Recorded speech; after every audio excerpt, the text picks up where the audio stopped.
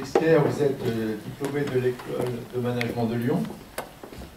Il n'est pas Avec une majeure en finance. D'ailleurs, c'est comme cela que vous avez commencé votre carrière, la finance de la BNP et puis l'eau de Volvic. Alors on a fait attention d'avoir approvisionné tout à l'heure pour le cocktail de Volvic, justement.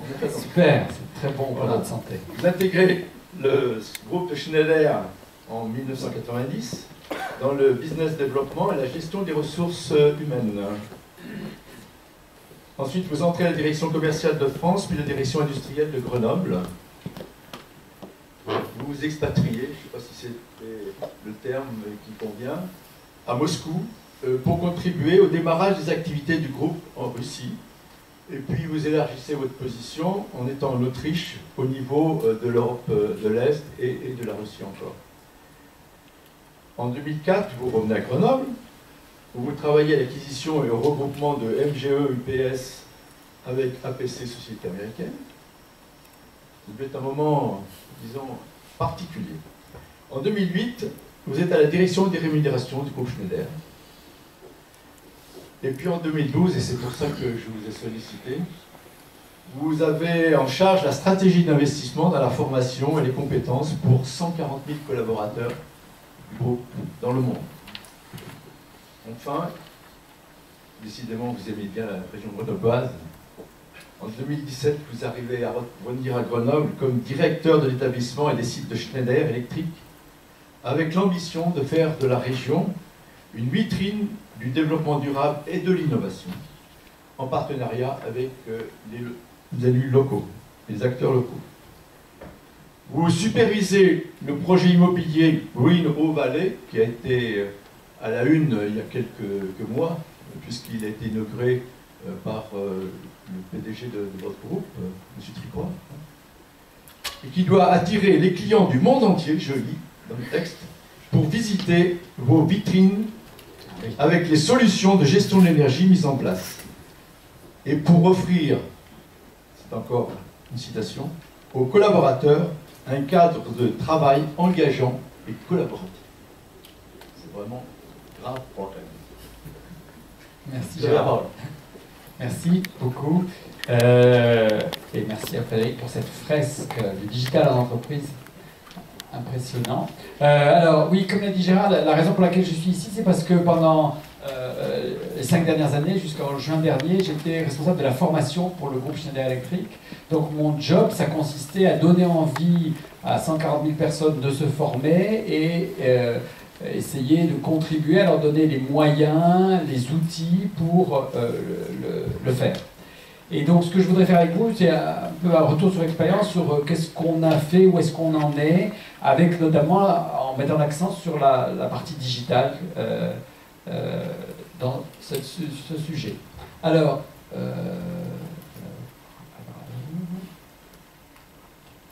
voilà. Où est-ce que, premièrement, Schneider Electric, où en sommes-nous dans cette transformation? Donc ce que je voudrais vous donner, c'est quelques chiffres. Voilà. Alors, la première chose, c'est que on a porté une attention toute particulière à ce que tous nos employés aient accès à la formation. On a lancé un grand programme qui s'appelle Un jour de formation pour tous. Et dans Un jour de formation pour tous, qu'est-ce qui est important? C'est pas un jour, c'est pour tous. Puisque on s'est aperçu que, et c'est vrai, c'était vrai en France aussi, c'est-à-dire qu'il y a une culture de la formation, mais pas forcément pour tous quand on regarde dans le détail, c'est-à-dire quand on descend dans la pyramide hiérarchique, plus on descendait, moins il y avait de formation, et aussi plus elles étaient espacées. Donc, comme vous le voyez, au fil des... Oh, ça va trop vite. Au fil des années, voilà, on a fait attention à ce que atteindre un niveau où l'ensemble de nos employés ont accès à la formation et ont chaque année une formation. Et ce que vous voyez, le deuxième chiffre, c'est qu'aujourd'hui, 31% de ces heures de formation sont digitales, c'est-à-dire que la formation se fait par l'intermédiaire de moyens digitaux, c'est-à-dire les WebEx, les conférences téléphoniques, vidéo, le e-learning, avec un animateur ou ce qu'on appelle le self-paced learning, c'est-à-dire les gens vont eux-mêmes tout seuls suivre le cours, les jeux, les vidéos, les MOOCs, ce qu'on appelle les MOOCs, c'est-à-dire des cours finalement délivrés à distance et pour un groupe entier. Et donc on a beaucoup développé ça. Donc aujourd'hui, on a un tiers de des heures de formation qui se font de manière digitale. On a 90% des collaborateurs qui utilisent des moyens de formation digitaux. C'est-à-dire qu'au moins une fois par an utilisent un e-learning, se forme à distance. Et on a en moyenne 10 heures de formation par des moyens digitaux par employé. Donc, comme vous voyez, notre investissement en formation est de l'ordre de 30 heures de formation par employé, c'est-à-dire que le un jour, c'est un minimum, c'est pas une moyenne, mais c'est un minimum. Et derrière ce un jour, ce qu'on veut dire, c'est qu'il est important, la transformation qu'on veut impulser, c'est qu'il est important en permanence de mettre à jour ses connaissances. C'est-à-dire qu'on vient d'une culture dans l'entreprise où le droit à la formation, c'était tous les 2 ans, en janvier, j'ai un séminaire sur comment manager mon équipe, comment améliorer mes rendements, etc. Parce que peut-être dans les 2 ans qui viennent, j'en aurai besoin, ou parce que mon chef m'a dit que j'en avais besoin. Et donc ça, c'est la culture du passé. Et la nouvelle culture qu'on veut pousser derrière un jour de formation, c'est l'idée que en fait, la réactivité, la compétence de chacun de nos salariés est un outil compétitif. Donc, que chacun puisse savoir, puisse réagir de manière pertinente à tout moment est un atout compétitif, et que les savoirs changent en permanence. Et ce qui est important, c'est pas que les gens soient formés une semaine par an ou tous les 2 ans au cas où, mais c'est qu'au moment où ils en aient besoin, ils aient le niveau de compétence requis. Et ça, c'est un peu comme les flux de production, les commandes des clients, on ne le sait pas à l'avance. C'est-à-dire que, parce que les périmètres de compétences changent souvent, c'est parce que tout d'un coup, mon patron me demande de faire un rapport sur un sujet, me demande d'étudier dans un domaine. Eh ben, c'était sûrement pas prévu. Mais par contre, la question c'est comment je vais accéder à ce savoir, où est-ce que je trouve, quel est le réflexe? Parce que si j'attends le plan de formation annuel et que mon manager et mon RH viennent me demander qu'est-ce qui te ferait plaisir pour l'an prochain, ça sera trop tard. Ça sera trop tard parce que finalement, le travail, j'aurais eu à le faire. Je le ferai bien ou mal, mais ça sera trop tard. Un tiers de nos heures de formation de manière digitale, on estime que c'est qu'un début. On vise d'avoir à peu près la moitié de nos heures de formation de manière digitale. C'est-à-dire que, vous voyez, on a atteint on est autour de 30% en 2016, on vise 40% en 2017. On estime que l'équilibre, c'est moitié-moitié. Ça veut dire que c'est la moitié des heures, mais ça veut dire qu'en termes de sessions de formation, c'est énorme. Parce que la formation présentielle, c'est minimum une journée, c'est-à-dire minimum 7-8 heures. Une formation, un e-learning, une vidéo, donc une vidéo typiquement de formation, c'est 5 minutes. Donc il en faut des vidéos, il en faut des e-learning pour faire l'équivalent. Ça veut dire quoi? Ça veut dire que derrière ces chiffres, il y a une culture où il y a finalement un accès permanent à ce qu'on appelle les nuggets, c'est-à-dire des petites formations digitales très courtes que je consomme, entre guillemets, en permanence, à tout moment, c'est-à-dire dans la journée, dans la semaine, etc. Et donc c'est une révolution en termes d'usage qui est derrière ces chiffres. C'est-à-dire que derrière ces 35%, il y a probablement 80% des sessions de formation, 80% des recherches. Voilà. Alors, un élément important, c'est la dimension économique.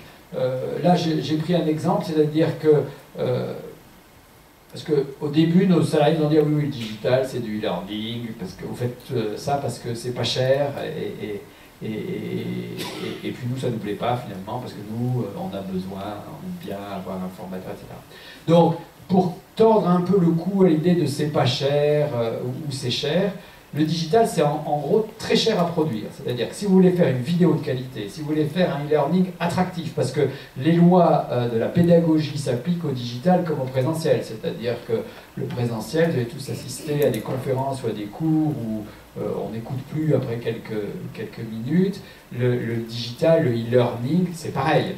C'est-à-dire que si vous voulez, c'est encore plus compliqué, c'est-à-dire si vous voulez faire une séquence de formation vidéo ou e-learning qui captive, qui retienne l'attention et qui transfère du savoir, c'est un produit de qualité qui nécessite non seulement une très bonne préparation pédagogique, mais en plus de très bons outils pour le mettre à disposition. Donc, la production de formation digitale est très chère. Et c'est beaucoup plus cher de mettre en place un outil de formation digitale que de mettre en place une session de formation où, en gros, si vous avez un bon speaker, compétent et expert, ça va le faire.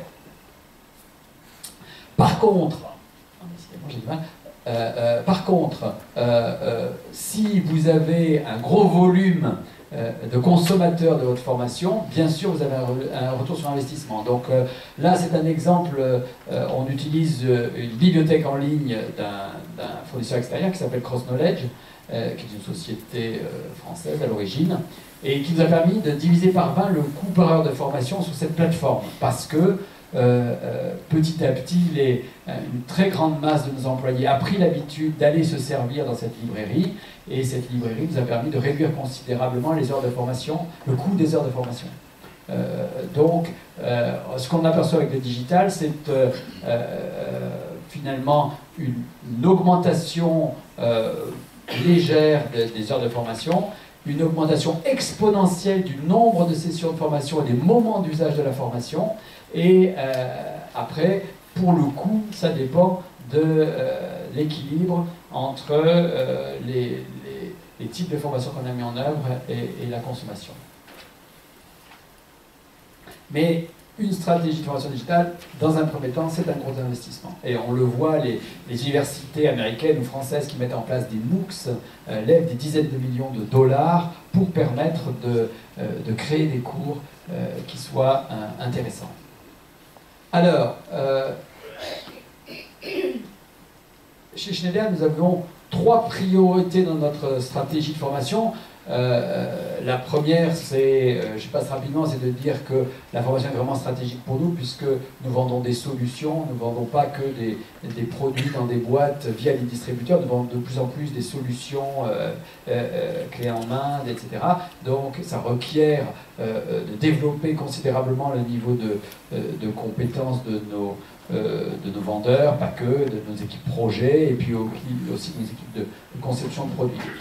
La deuxième chose, c'est que la formation est un levier très important pour développer l'engagement, l'adaptabilité, l'innovation de nos salariés. Et aujourd'hui, avec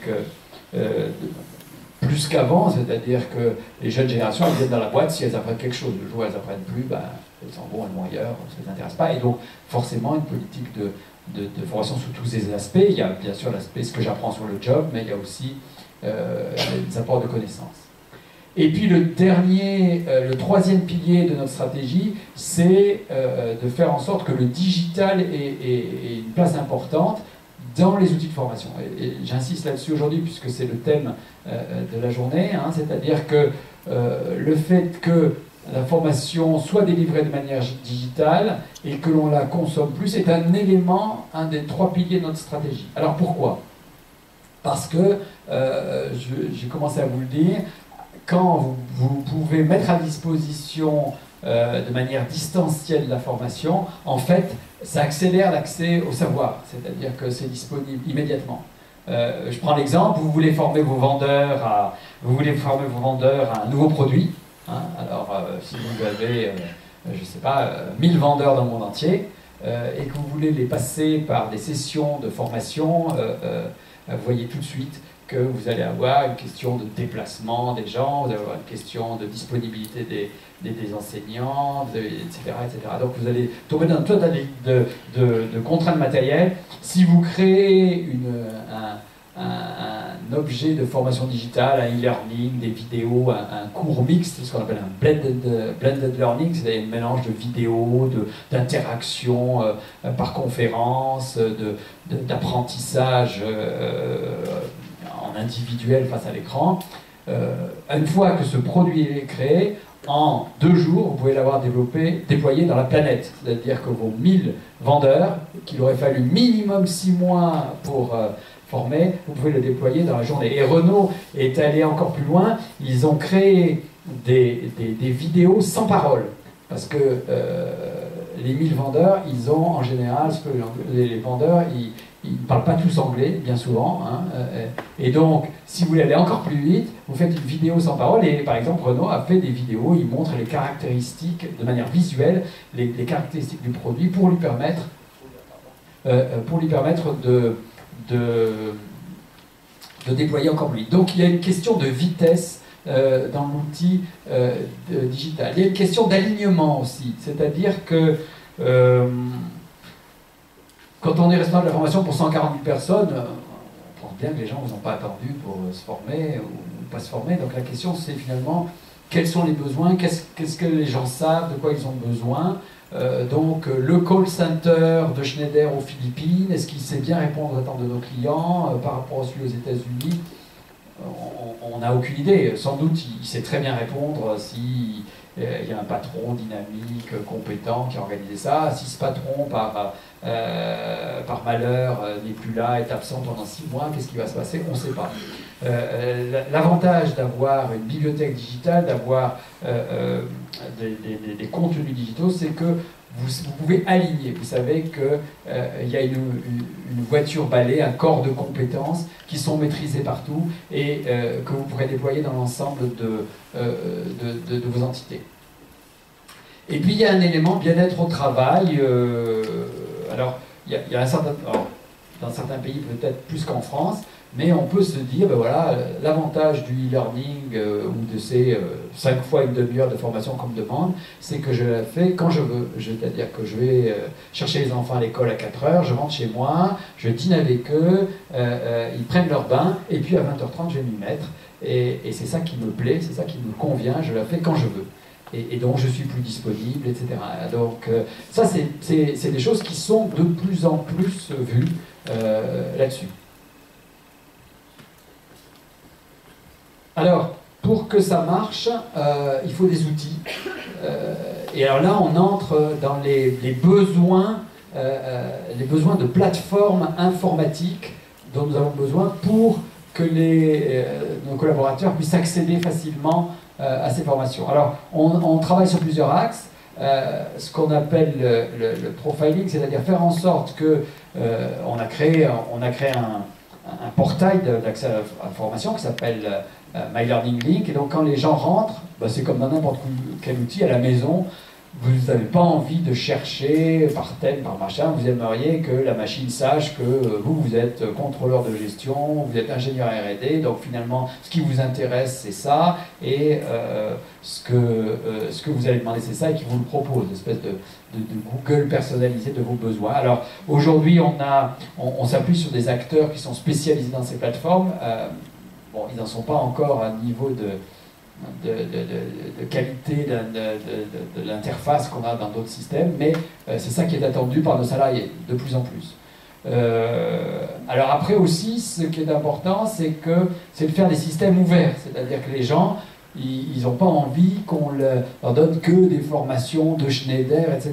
Ils veulent pouvoir avoir accès à tout. Par exemple, on trouve des TED Talks sur notre plateforme parce que c'est important que les gens puissent avoir accès à d'autres ressources de toutes sortes. Donc c'est comme à la maison, ça doit être profilé, ça doit être ouvert, je dois avoir plein de propositions, je dois avoir un moteur de recherche unique, et puis ça doit être de plus en plus social. Alors qu'est-ce que ça veut dire social?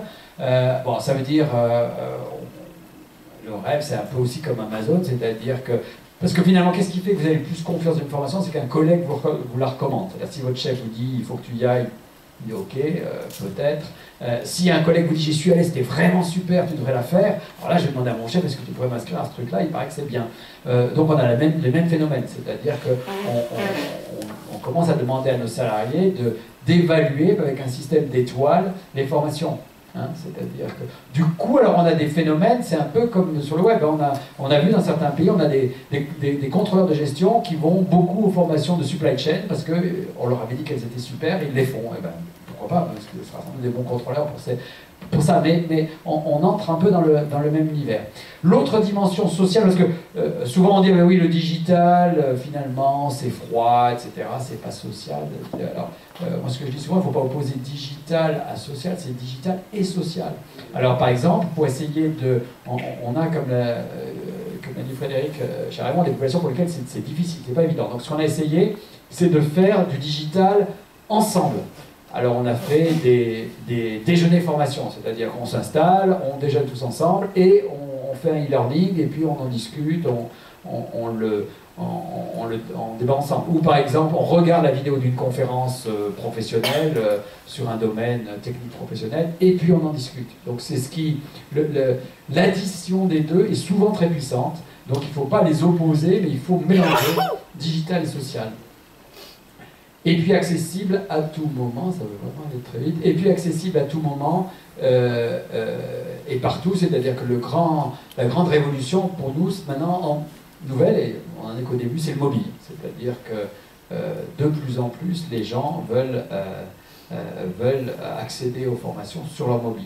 C'est-à-dire que, donc on cherche des formations qui durent le temps de 3-4 stations de métro. Voilà, le matin, si vous pouvez apprendre quelque chose dans le trajet bureau, c'est très important. Alors vous allez me dire, parce qu'il y a ici d'éminents scientifiques, foutez de nous, 3 stations de métro, vous n'allez rien apprendre. Et l'expertise, sûrement pas, vous aurez une information, une communication, c'est pas très sérieux votre truc. Alors, c'est vrai, c'est un challenge, mais regardez, souvenez-vous le nombre de formations de 1 jour, 2 jours, 3 jours, 1 semaine que vous avez suivi et qu'est-ce qui vous en reste. Okay. Voilà, vous remémorez. Quand vous demandez, quand vous dites à vos enfants, est-ce que tu voudrais te former à tel truc? Ils prennent leur téléphone, ils googlisent et ils disent ah bah oui, je n'ai pas besoin de la formation, regarde là j'ai tout, je peux te dire ce que c'est, donc je ne vais pas aller m'embêter pendant 3 jours à écouter un speaker médiocre qui va me passer des vieux slides d'il y a 6 mois pour apprendre sur le sujet, quoi. C'est pas la peine. Donc la manière d'apprendre change. Regardez les usages de la télé. Autrefois, on regardait des films de 1h30, 2 heures. Aujourd'hui, on regarde des séries de 20 minutes, 1 demi-heure. Donc, pour la formation, c'est la même chose. C'est-à-dire que notre audience n'a plus envie, n'a plus la capacité d'écouter. Alors, par contre, la bonne nouvelle, c'est quand vous regardez les séries, il n'y a pas 3 épisodes, il y a des centaines d'épisodes. C'est-à-dire que les gens, quand ils aiment la série, ils écoutent la saison 1, la saison 2, la saison 3, etc. C'est-à-dire qu'on n'est plus limité au film de 2 heures, mais on a 40 fois 1 demi-heure. Donc les usages changent et nous, on doit s'y adapter, finalement, que ça nous plaise ou pas. Donc, ça rejoint une révolution du savoir aujourd'hui. La question, c'est pas tellement ce que je sais, c'est est-ce que je sais où trouver, l'information. Donc, les gens pourront revenir dessus. Donc, c'est une manière différente de penser l'accès au savoir. Et les gens de l'entreprise, ils sont là-dedans. Et donc, on doit s'adapter là-dessus, sur ces learning nuggets. Donc, des choses courtes, pédagogiques, et qui donne envie aux gens de continuer. Donc, en conclusion, le digital transforme tous les champs de la formation, comment on y accède, le contenu lui-même, le déploiement, c'est-à-dire que le professeur en classe n'a pas la même, ça ne requiert pas la même compétence d'animer un cours que d'animer un webinar avec 500 participants que vous ne voyez pas, qui sont dans le monde entier. Et pourtant, le challenge est le même, c'est de transmettre à toutes ces personnes les connaissances, les faire progresser, les faire se développer. Mais par contre, c'est des compétences complètement différentes, c'est-à-dire qu'il faut pouvoir animer, pouvoir maintenir l'attention de ces 200 personnes qui sont dans le monde entier. Votre principal concurrent, c'est le mail de la personne, c'est toutes les distractions qu'il a, etc. Mais ça existait déjà en salle de classe, ça existait déjà. Il y avait déjà des gens qui n'écoutaient rien du tout, qui étaient complètement ailleurs. Sauf que là, c'est différent. Voilà, ça existe toujours, mais il y en a beaucoup et c'est différent. Voilà. Ce n'est pas moins cher, il ne faut pas penser que vous allez faire des économies si vous faites du digital. Par contre, il va falloir réfléchir à comment vous rentabilisez, comment vous investissez, hein, c'est-à-dire que vous pouvez aussi beaucoup gaspiller d'argent parce qu'il y a des tas de gens qui vous proposent des choses extraordinaires, donc il faut réfléchir. Et là, on a besoin de solides partenaires externes, c'est-à-dire que ces contenus sont très techno et très coûteux, donc on a besoin de plateformes qui sont conçues par des spécialistes sur le marché, qui sont aussi... Il y a aussi... Ça nous amène beaucoup à trier entre le spécifique, donc des choses que nous pouvons... où nous sommes, nous, les seules entreprises à pouvoir élaborer le support de cours, du 80% où il y a des gens qui savent bien mieux que nous faire des contenus de formation et qui vont les rentabiliser à travers d'autres entreprises. Ça pose ensuite tout un tas de questions au niveau de challenge au niveau de l'infrastructure informatique. La direction informatique de l'entreprise est clé dans la qualité, dans l'efficacité, la taille des tuyaux. Donc vous faites des super formations avec des vidéos, etc. Et puis les Chinois ils vous disent « Ah ben oui, mais moi, l'écran est bloqué parce que mon tuyau est trop petit, ou bien il se trouve qu'en Chine, ce contenu, voilà, il passe pas. » Donc ça pose tout un tas de questions d'infrastructure technique. Avant, vous les aviez sur la salle, est-ce qu'elle est bien éclairée, est-ce qu'il y a du paperboard? Maintenant, vous avez des choses beaucoup plus complexes, beaucoup plus techniques qu'il faut adresser. Et puis ça nous pousse à revoir l'organisation du métier de la formation, hein, les métiers, où est-ce qu'on met notre argent, et de manière générale, comment est-ce qu'on s'adresse, comment on crée cette envie. Voilà.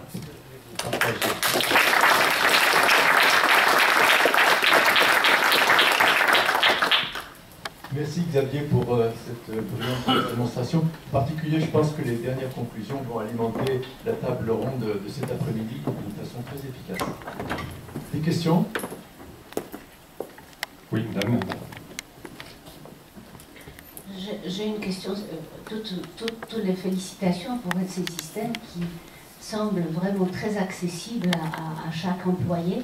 La question que je me pose, est-ce que vous arrivez à avoir les boulimiques des formations, c'est-à-dire les gens qui usent et qui abusent du système? Et avez-vous des indicateurs pour voir l'effet des formations ensuite sur les chiffres d'affaires? Le rêve.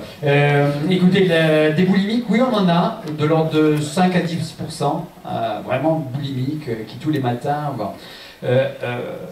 ce qui nous donne le plus de satisfaction, c'est les gens qui viennent, qui disent oui, ton truc, j'y croyais pas trop, mais finalement, l'autre jour, j'avais une question, je suis allé sur My Learning Link, j'ai trouvé quelque chose, ou je suis allé sur YouTube, parce que on dit, voilà, j'avais à préparer un entretien, j'avais à préparer un rendez-vous, j'avais à préparer une conférence, je suis allé sur YouTube, j'ai trouvé une conférence, et ça m'a éclairé, etc. Donc ça, c'est vraiment des indices. Alors on peut mesurer, comme c'est des plateformes informatiques, on peut mesurer toutes sortes d'usages, combien de personnes, etc., combien de temps. Oui, tout ça progresse, on n'arrive pas à 30% de formation comme ça par hasard. Voilà. La mesure de l'efficacité de la formation, elle est, je dirais, enfin, en tout cas, pour nous chez Schneider, au même stade qu'elle était avant sur le présentiel. C'est un sujet très difficile. Alors maintenant, on propose, avec les outils informatiques, on vous propose de corréler, par exemple, donc vous avez votre ERP qui vous donne le chiffre d'affaires, puis vous pouvez corréler avec le nombre d'heures de formation des vendeurs. Alors, pour l'instant, ça c'est très coûteux, et puis ça demande à des plateformes de communiquer, donc on n'a pas encore acheté ça. Donc on n'a pas avancé énormément. Oui, Charles, oui. Madame. Oui. Monsieur. Oui, je voulais savoir comment vous traitez les résistants à la formation digitale. Est-ce qu'il y a des cultures qui sont propices, je dirais, pour faciliter cette nouvelle culture de la formation, ou est-ce qu'il y a des résistants, des cultures résistantes Je pense qu'il faut vraiment sortir des clichés, quoi. Hein, les plus anciens par rapport aux plus jeunes. Alors c'est vrai que les très jeunes générations, ils sont nés dedans. Et donc eux, ils sont résistants à la formation présentielle. Donc vraiment, ça leur casse les pieds, quoi. Hein. Après, dans les autres populations, on a de tout. Alors nous, ce qu'on essaye, c'est d'expliquer le... Alors, on a fait carotte et bâton, c'est-à-dire que notre un jour de formation par personne, 30% de digital, on dit ben voilà, c'est la règle, et puis on va mesurer. Alors comme on peut tout mesurer, c'est très facile, on dit à un patron de service, etc., comment ça se fait que tu n'es que 10% de digital alors que ton voisin il est à 30%. Donc on a fait ça aussi. Ensuite on a essayé d'expliquer le pourquoi. Par exemple, les gens disent oui, mais en fait finalement vous voulez plus de formation présentielle. On dit non, c'est pas qu'on veut plus. Aujourd'hui on a 80% de présentiel, donc on garde ça, hein, on va garder au moins 50%. Mais on explique par exemple que si vous allez sur TED Talk, vous avez la possibilité d'avoir accès à des savoirs de speakers américains, indiens, etc., qui n'ont aucune chance de venir dans les murs de l'entreprise, mais aucune. Parce qu'ils ne viendront pas, ou que parce que nous, Schneider, on n'a pas les moyens de s'offrir une demi-journée ou même une heure de ces speakers de Harvard. Et donc on essaie de convaincre comme ça. Voilà, c'est une œuvre de longue haleine, je n'ai pas de réponse miracle. Xavier, on se connaît bien. Oui. Moi je suis un prof de vieille génération, je vais être dans la table ronde, je suis émérite HEC. Ce qui est intéressant avec le digital, c'est évidemment on a un peu les mêmes illusions qu'il y a une quinzaine d'années quand on a eu le premier développement du e-learning. Jusqu'à HEC, on se disait les profs vont disparaître. La bonne nouvelle, c'est qu'on n'a jamais eu autant de présentiel, et des présentiels d'ailleurs qui coûtent cher. Donc la vraie question, moi je trouve, effectivement, il ne faut pas aller contre le développement du digital en formation. Tu l'as dit, pour former 1000 vendeurs, on peut le faire en une semaine ou même moins, alors qu'on mettait des mois, voire des années pour en former. Mais la vraie question, c'est justement, comme on vient de dire, il y a d'abord des gens qui sont exclus, on l'a vu dans la première présentation, la première conférence, donc il faut se méfier quand même des exclus, ça c'est la première chose, hein. Il faut éviter d'avoir une nouvelle rupture, on en a déjà eu pas mal. Et puis la deuxième chose, c'est que je crois que plus on va avoir de digital, c'est un peu ce que je vais dire à table ronde, plus on va avoir besoin d'humains. Et la très bonne nouvelle, c'est que tu ne peux pas faire des formations, par exemple, aux soft skills, hein, même si on va avoir des cobots et des robots de plus en plus intelligents, je me vois mal quand même parler à un robot qui a quand même pas beaucoup d'émotions. Je ne sais pas si tu vois ce que je veux dire. Donc en fait, je crois qu'il faut effectivement aller vers de plus en plus de digital. D'ailleurs, il y a une chose tu parles des MOOC, et tu sais très bien que le taux réel de complétion, de terminaison, je ne sais pas, de fin d'un MOOC est très faible. On évalue entre 5 et 7% selon les thèmes. Donc la vraie question, c'est pas de rejeter le digital, il faut être, à mon sens, totalement embarqué dans ces solutions, surtout quand tu es, et je connais très bien Jean-Pascal Tricoire, ton patron, parce qu'il a même été mon étudiant dans un executive MBA il y a une dizaine d'années à Pékin. Et ce qui s'est passé, c'est ce que je veux dire, c'est que effectivement, le digital me paraît être une vraie solution pour la formation, pour un certain nombre, mais il va falloir travailler, comme tu le dis, sur l'appropriation, la conviction, etc. Et donc, il ne faut pas se bercer dans l'illusion en disant tout va passer par digital. Je veux dire, Et donc, je pense que le Blended va être vraiment la solution. Merci, monsieur. La part de l'humain dans la formation. Une toute dernière question. Voilà. Qu'en est-il de la demande Jean-Michel Doll, vous présentez s'il vous plaît à chaque fois. Oui, Jean-Michel Doll, ancien industriel et mairie Montreau. Je voulais reprendre le bon un petit peu du commentaire présent, et ma question c'était de dire en fait sur les 50% restants donc de formation classique, moi je me pose quand même la question sur les pédagogies futures de ces stages. Parce qu'en fait, une fois qu'on a habitué les gens à des formations type e-learning et tout, YouTube et compagnie, est-ce que la vieille formation PowerPoint et tout, ça passe pas forcément non plus? Donc ma question que je vais poser, peut-être une question aussi à l'Alliance aujourd'hui, c'est est-ce que parallèlement pour les formations, donc les 50% qui vont vous rester, est-ce que vous avez développé des nouvelles pédagogies, des façons d'enseigner, de présentation, je ne sais pas quoi, et est-ce qu'on ne pourrait pas imaginer qu'en fait s'il y a des choses qui se trouvent en fait ou qui se développent dans les entreprises, mais peut-être aussi dans l'université, est-ce qu'il n'y aurait pas des pistes de réflexion sur les nouveaux types de cours, les nouveaux types de pédagogie dans les 20 ans à venir, où de toute façon, en fait, on mixera quand même la partie e-learning, parce que les enfants, de toute façon, ils auront leur tablette, et comment ça se traduira aussi à l'école. Vous voyez, donc c'est ce passage, est-ce qu'il n'y a pas une piste de réflexion sur les 50% restants de votre formation? Ah oui, absolument. Vous avez complètement raison. C'est-à-dire, c'est ce que les Américains appellent le flip learning, c'est-à-dire que toute l'acquisition de compétences, je dirais, lire le cours, apprendre le cours, vous pouvez le faire à la maison, c'est-à-dire apprendre la théorie, etc. Et en cours, ce qui vous intéresse, c'est poser vos questions, échanger, faire de la pratique, faire des jeux de rôle, manipuler, etc. Donc, effectivement, les nouvelles sessions présentielles sont plus courtes et normalement, elles sont nourries par l'apprentissage à l'avance de la théorie, c'est-à-dire qu'en gros, on ne vient pas en cours pour écouter quelqu'un qui vous explique les lois, les théorèmes, etc. Et on vient en cours en ayant déjà assimilé ça. Donc, voilà, absolument, c'est l'école inversée. Donc, mais c'est très exigeant, hein. J'avais discuté avec un dean d'une université là, qui me disait... de toute façon, nous on va dans les MOOC, mais alors je me disais, mais de toute façon, est-ce que vous avez vraiment beaucoup d'étudiants qui utilisent vos MOOC? Il disait non, mais déjà, le premier atout, c'est que mes profs mettent au clair leurs cours, les comparent avec ceux de leurs collègues d'autres universités, et là, j'ai vraiment un standard qui va progresser du fait du digital. Une toute petite dernière, le temps de 2 stations de métro. Bonjour. Je travaille dans le domaine de la santé avec une problématique un petit peu différente de celle de Schneider, parce qu'on n'est pas worldwide. Donc le problème de formation est un peu différent, notamment dans les e-santé. Mais la question que je vais vous poser, c'est quelle évaluation, quels sont vos outils d'évaluation? Est-ce que vous avez fait une étude un peu comparative? Alors, je dirais double, en fonction de l'âge. On sait quand même que la plastie cérébrale n'est pas tout à fait la même. Donc je comprends bien que le jeune ingénieur qui rentre chez Schneider à 25 ans et puis celui qui va le quitter à 60 ans ont des problématiques de formation un peu différentes, vraisemblablement, avec des outils probablement différents. Donc la question c'est, est-ce que vous avez regardé en fonction de l'âge, quel est le rapport?